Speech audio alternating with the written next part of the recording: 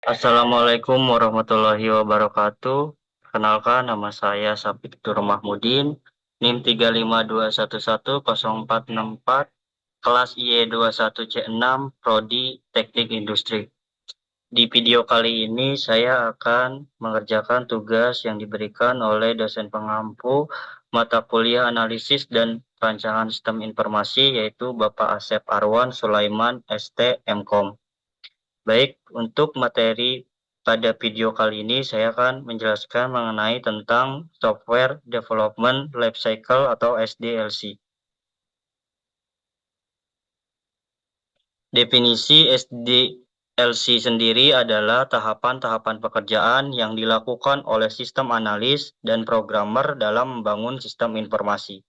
Maka SDLC dapat disimpulkan sebagai sebuah siklus untuk membangun sistem dan memberikannya kepada pengguna melalui tahapan perencanaan, analisa, perancangan, dan implementasi dengan cara memahami dan menyeleksi keadaan dan proses yang dilakukan oleh programmer untuk dapat mendukung kebutuhan pengguna.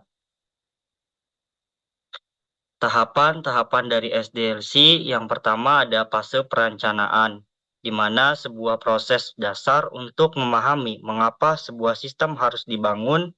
Pada fase ini diperlukan analisa kelayakan dengan mencari data atau melakukan proses information gathering kepada pengguna.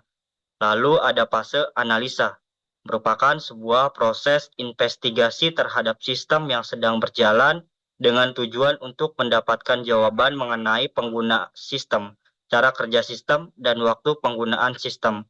Dari proses analisa ini akan didapatkan cara untuk membangun sistem baru. Lalu ada tahap fase perancangan, merupakan proses penentuan cara kerja sistem dalam hal arsitektur desain, interface desain, database, dan spesifikasi file, dan program desain. Hasil dari proses perancangan ini akan didapatkan spesifikasi sistem.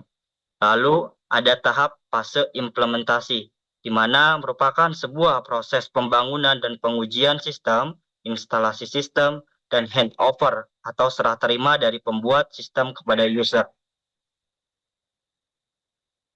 Tujuan dari SDLC sendiri yang pertama, informasi dapat diibaratkan sebagai kebutuhan utama dalam sebuah perusahaan untuk mendukung proses internal.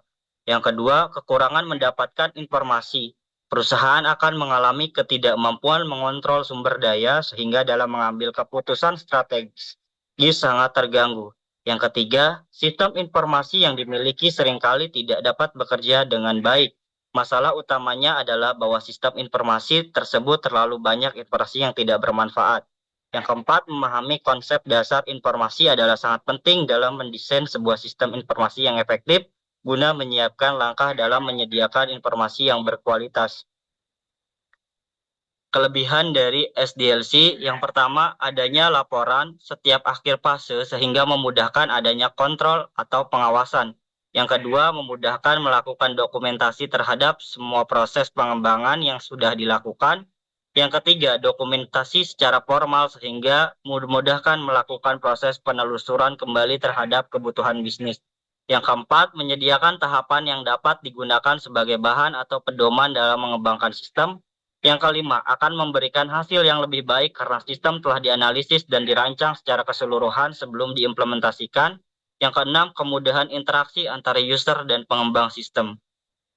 Berikut kelemahan dari SDLC, yaitu yang pertama, terlalu boros, baik dari segi biaya maupun waktu. Saat terjadi perubahan, saat sistem sudah dikembangkan, masalah ini disebabkan perubahan pada satu tahap akan berakibat pada tahap berikutnya.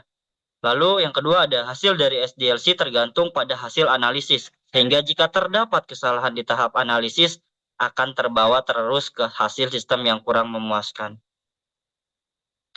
Berikut macam-macam teknik pada SDLC. Yang pertama ada prototyping, waterfall, spiral, dan P-model. Prototyping. Prototyping adalah proses pembuatan model sederhana untuk software final yang mengizinkan pengguna memiliki gambaran dasar tentang program serta melakukan pengujian awal. Kelebihannya yaitu mengurangi waktu dan biaya, meningkatkan keterlibatan pengguna, mengurangi kesalahpahaman dan kesalahan interpretasi dengan pengguna. Kelemahan dari prototyping sendiri yaitu analisis yang kurang. Yang kedua, biaya untuk membuat prototyping yang cukup tinggi. Lalu yang kedua ada waterfall. Kelebihannya yang pertama, proses menjadi teratur, estimasi proses menjadi lebih baik, terjadwal dengan baik. Kekurangan dari waterfall yang pertama bersifat kaku sehingga susah untuk melakukan proses perubahan di tengah. Yang kedua, membutuhkan daftar kebutuhan yang lengkap di awal, sedangkan konsumen jarang bisa memberikan kebutuhan secara lengkap di awal. Lalu ada spiral. Teknik spiral mencoba menggabungkan model prototyping dan waterfall. Biasanya digunakan untuk proyek besar yang mahal dan rumit. Digunakan oleh militer Amerika untuk mengembangkan program Future Combat System. Kelebihan dari spiral, yang pertama pengguna dan developer bisa memahami dengan baik software yang dibangun karena progres dapat diamati dengan baik. Kedua, estimasi menjadi lebih realistik seiring berjalannya proyek karena masalah ditemukan sesegera mungkin.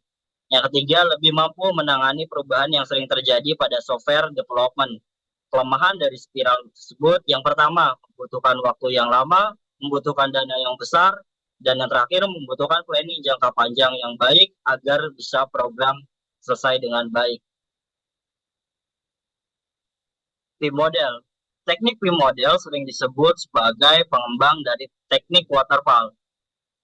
P-model untuk pre-retifikasi dan validasi dan merupakan model standar yang banyak dipakai di negara-negara Eropa seperti standar untuk proyek pertahanan dan administrasi federal di Jerman. Keuntungan P-model yang pertama merupakan model pengembangan terstruktur. Yang kedua, setiap fase dapat diimplementasikan dengan dokumentasi yang detail dari fase sebelumnya. Yang ketiga, aktivitas pengujian dapat dimulai di awal proyek sehingga mengurangi waktu proyek. Kelemahan dari P-model sendiri, yang pertama, menggunakan teknik P-model adalah dokumentasi harus cukup detail agar fase selanjutnya dapat berjalan dengan baik. Mungkin itu saja video penjelasan mengenai sekilas tentang software development lifecycle yang saya berikan di video kali ini. Kurang lebihnya terima kasih. Wabillahi taufiq wal hidayah. Wassalamualaikum warahmatullahi wabarakatuh.